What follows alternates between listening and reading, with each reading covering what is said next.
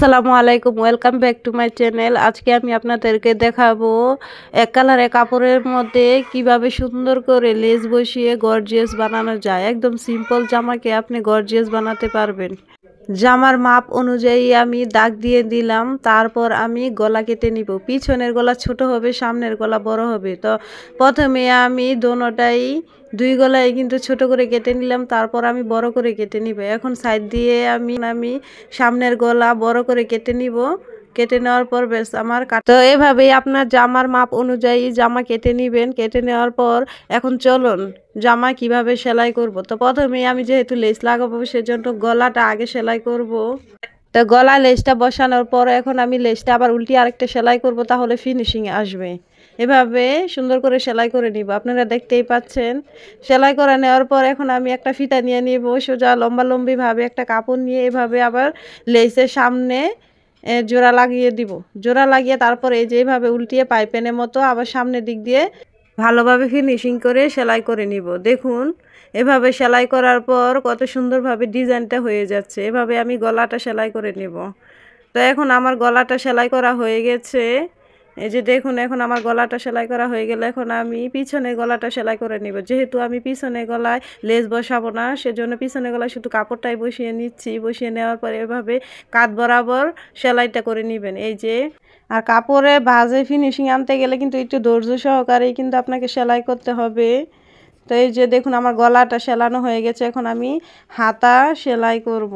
তো হাতা মাঝ বরাবর কাঁধে এরকম হাতা মাঝামাঝি ভাগে এভাবে বসিয়ে দিব, তাহলে আর কম বেশি হবে না। হাতাটা আপনারা এভাবেই লাগাবেন। এই যে দেখুন আমি এখন হাতা সেলাই করে নিলাম। এখন আমি হাতাতেও লেস বসাবো। তো এই যে দেখুন প্রথমে আমি লেসটা এইভাবে বসিয়ে নিব।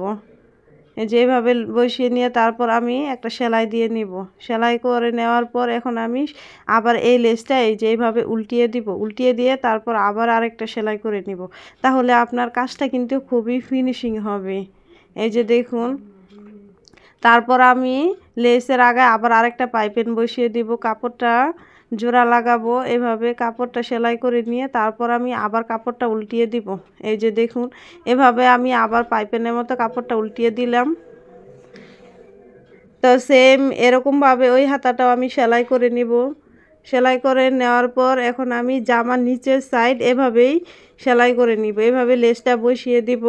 তো এইভাবে আমি যে জায়গায় লেসটা বসাই না কেন সেম একইভাবে কিন্তু আমি লেসটা বসাবো। উপরে হোক নিচে হোক বা যেখানেই হোক এইভাবেই আমি সেম এই ক্যাটাগরিতেই কিন্তু বসিয়ে নিব। আশা করি আপনারা বুঝতে পেরেছেন।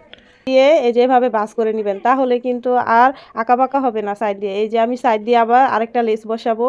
এই যে জামার যে সাইডের ফাড়াটা থাকে ওইখান থেকে আমি লেসটা বসাবো। তো এইভাবে লেস বসিয়ে দিচ্ছি।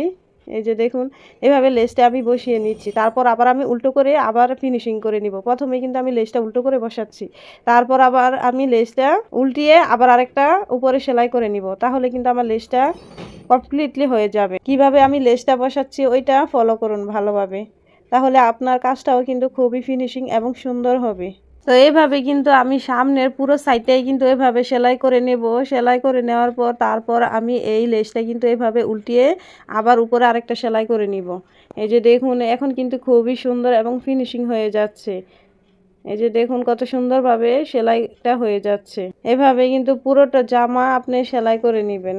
দেখুন এখনই কিন্তু জামাটা কত সুন্দর লাগতেছে। এভাবেই কিন্তু আপনারা একটি নর্মাল জামাকে গর্জিয়াস বানাতে পারেন। তো আমার কিন্তু জামাটা সেলাই করা হয়ে গেছে একদম। এখন দেখুন আমি কিন্তু জামাটা কোনো রকম আয়রন করি নাই, কিছু করি নাই, সরাসরি এরকম সেলাই থেকে কিন্তু নামিয়েছে। এই যে দেখুন ফিনিশিং কত সুন্দরভাবে হয়েছে। আর জামাটা যদি আমি আয়রন করি তাহলে কিন্তু আরও অনেক বেশি সুন্দর লাগবে। এই যে দেখুন কত সুন্দরভাবে ফিনিশিংটা হয়েছে আর কত সুন্দর লাগতেছে জামাটা।